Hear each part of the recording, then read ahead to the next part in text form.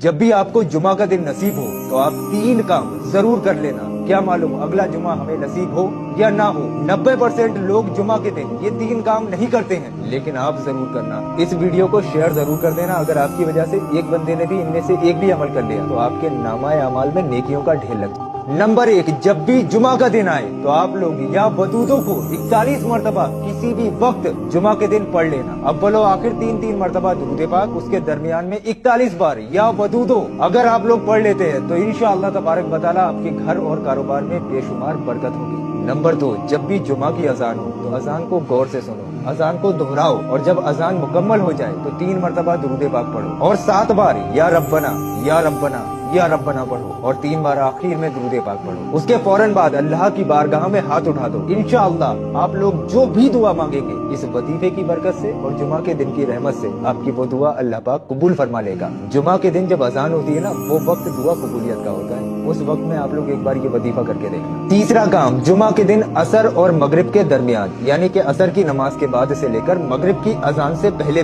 जब दोनों वक्त मिल रहे हो तो आप लोग 3 मरतबा दुरूद पाक पढ़ें और फिर उसके बाद या अरहमर राहिमीन 11 मरतबा पढ़ें और फिर 3 बार आखिर में दुरूद पाक पढ़ें। ये वजीफा आपको कर्ज, परेशानियां, बीमारियों से निजात देगा। कर्ज है तो खत्म हो जाएगा, बीमारियां हैं शिफा मिलेगी, परेशानी है तो इंशाअल्लाह टल जाएगी।